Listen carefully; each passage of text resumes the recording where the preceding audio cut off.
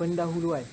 Seperti yang kita sedia maklum, pada era globalisasi ini, penggunaan rokok elektronik yakni vape sering meniti dari bibir ke bibir umat manusia dari segenap penjuru dunia.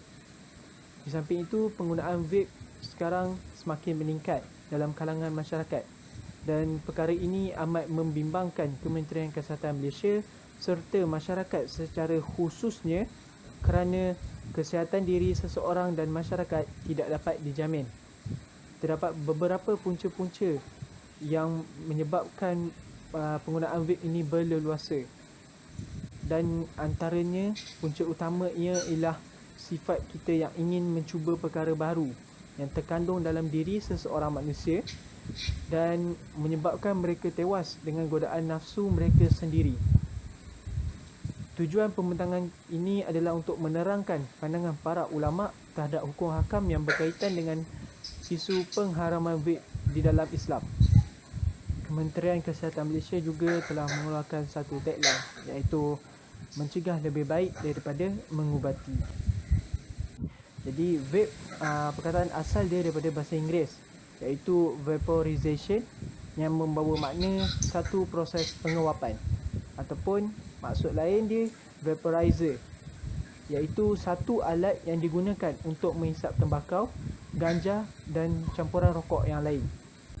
Selain itu, vape juga dikenali sebagai rokok elektronik atau Electronic Nicotine Delivery System, atau dikenali sebagai e-cigarette. Okay. Pada Ogos 2014, Kamus Oxford telah mengeluarkan definisi berkenaan vape. Okay. Dia ada dua definisi dia.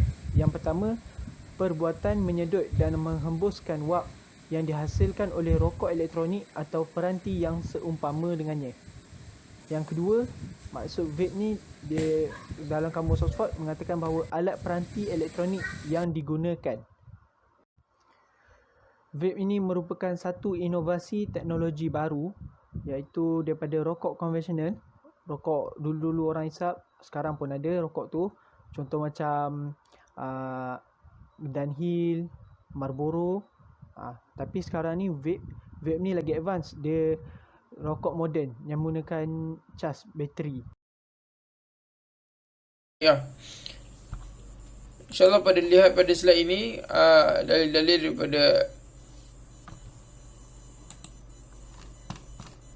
daripada Imam Syatibi mengatakan mengenai ad-daruriyah, iaitu pecahan daripada maqasid syariah.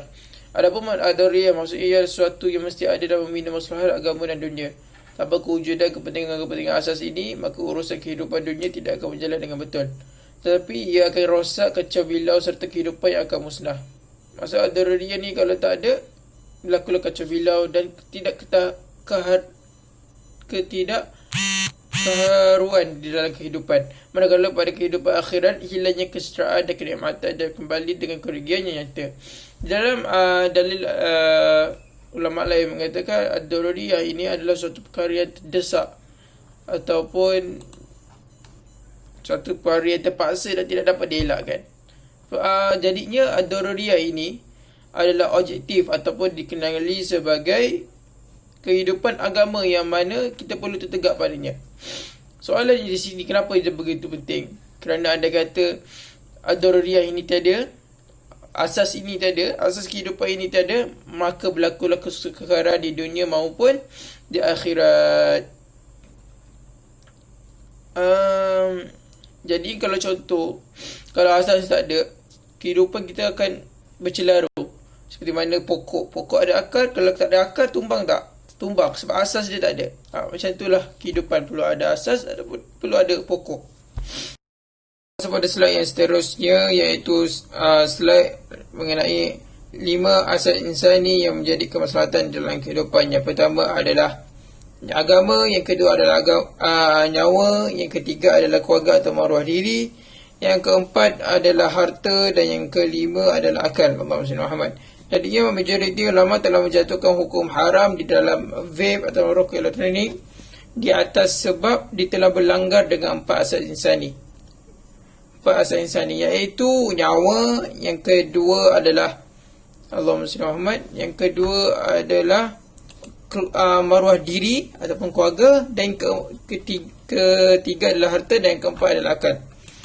Jadi contoh yang saya boleh berikan kenapa vape ini jatuhnya hukum haram adalah contohnya Ali adalah penghisap vape yang tegar. Ali ni dan dia telah disahkan mengidap penyakit paru-paru dan juga jantung. Dia telah memudaratkan dirinya juga, telah memudaratkan nyawa, dan termasuk juga dia memudaratkan dirinya sendiri, dan dia telah memudaratkan juga akal dia. Mungkin efek-efek di dalam otak dia atau pemikiran dia akan terjejas juga disebabkan vape ini. Jadinya dengan itu, bila penggemar hisap vape, dia telah bercanggah dengan asas harta. Daripada dia beli keperluan, dia boleh beli keperluan, dia pergi beli tu. Jadi dia jatuh sakit, dia kena bayar lagi. Jadi telah bercanggah dengan asas harta. Berdasarkan dalil yang saya sebutkan sebelum ini, sudah terang lagi bersuluh, ad-daruriyah ini adalah sebenarnya ada pecahan daripada maqasid syariah. Jadinya pengharaman vape ni telah menjadi satu kaedah yang menjadikan vape ini haram. Para ulama telah menerangkan vape ini pengharamannya sebanyak 99 kaedah sudah ada. Jadinya ad-daruriyah ini adalah objektif ataupun dikenali sebagai asas kehidupan agama yang mana kita perlu tegak padanya. Jadi asas ini kalau tak ada, habislah kesukaran berlaku di dunia, di akhirat susah. Tak ada asal. Contoh ada pokok tak ada akar. Jadinya pokok tu boleh berdiri tak? Tak boleh. Tumbang. Macam itulah kita perlu ada akar, ada asas. Asas kita adalah 5. Pertama nyawa, kedua akal, ketiga harta, keempat keluarga, kelima agama ataupun iman. Jadinya vape ini telah para mufti, para ulama kontemporer kita pada hari ini, majoritinya telah mengharamkan vape ini kerana telah melanggar 4 asas insani, 4 asas kehidupan. Yang pertama adalah nyawa, kedua adalah akal, ketiga adalah harta, keempat adalah keluarga. Jadi contoh yang lebih jelas, seorang yang tegar menghisap vape, contohnya Ali, seorang hisap penggitar vape, dan dia telah jatuh sakit dan doktor telah memberitahu dia ini telah mengidap penyakit paru-paru berair dan jantung. Dia telah menjejaskan nyawa dan akal dia, dan maka Ali telah mudaratkan dirinya sendiri sekaligus dengan harta.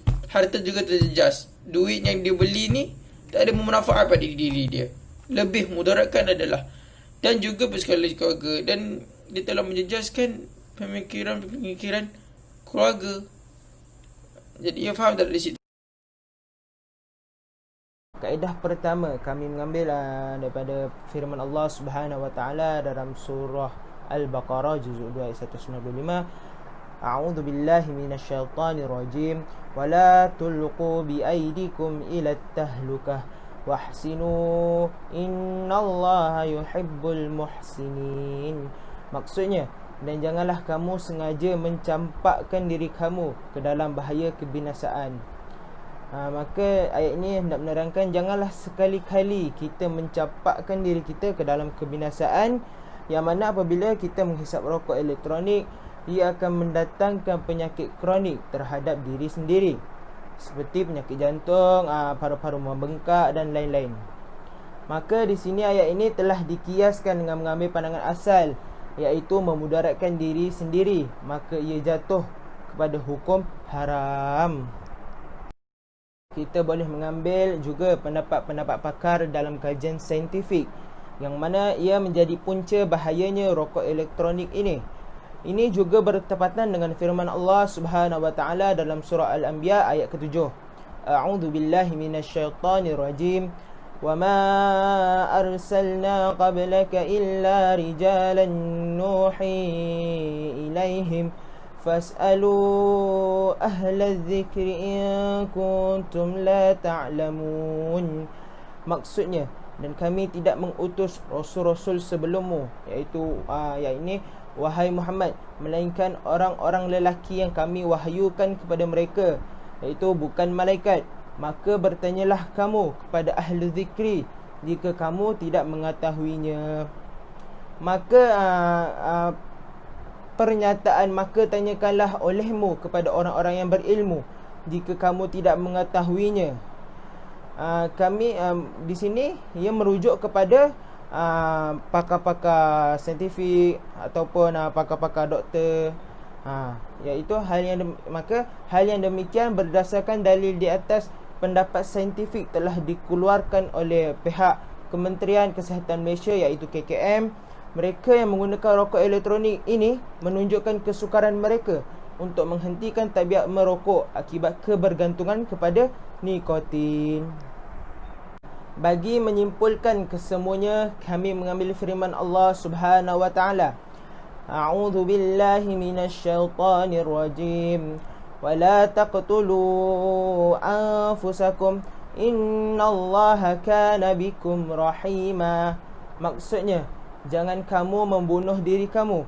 Sesungguhnya Allah sentiasa mengasihani kamu. Surah An-Nisa juz 4 ayat 29. Ayat ini menerangkan bahawa Allah Subhanahu wa taala sebagai pencipta yang mengasihani hamba-Nya dan sekali lagi menegah hamba-Nya dari menyakiti diri sendiri. Maka kita dapat menyimpulkan setiap firman-Nya di atas bahawa hukum bagi rokok elektronik ini adalah sama sekali haram.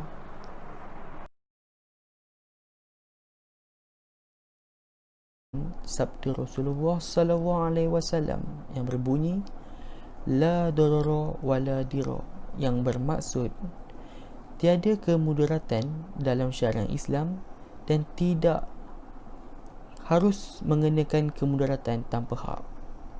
Hadis ini menunjukkan bahawa kita diharamkan untuk melakukan kemudaratan terhadap diri sendiri dan diri orang lain. Hal ini kerana ajaran Islam sangat mementingkan keselamatan peribadi orang lain. Ini termasuklah kita menghisap rokok elektronik yang boleh membahayakan kesihatan diri dan juga kesihatan orang lain. Seterusnya, satu kaedah fiqh telah dijadikan daripada nas hadis ini.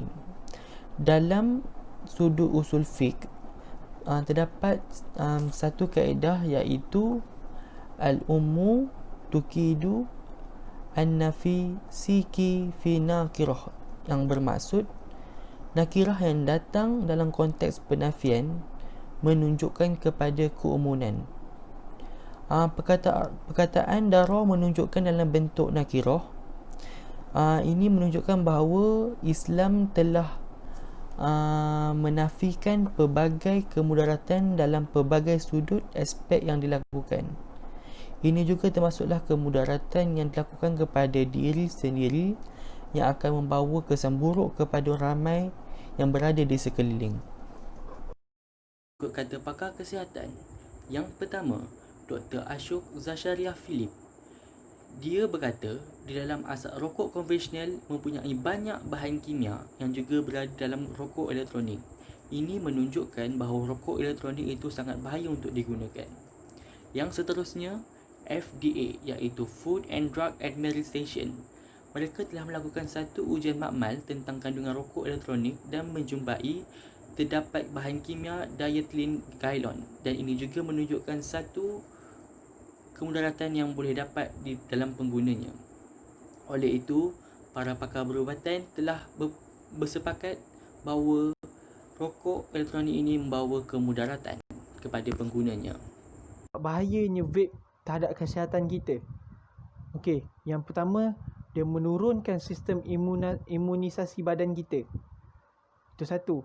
Yang kedua, macam yang tadi yang saya beritahu tadi, masalah kesihatan seperti barah, kanser, gangguan usus dan lain-lain lagi. Sebab banyak penyakit sebenarnya kalau hisap vape ni. So, yang mana hisap tu tolong berhenti-hentilah ya. Lepas tu, mudah meletup kerana cepat panas. Okey, kenapa vape ni mudah meletup?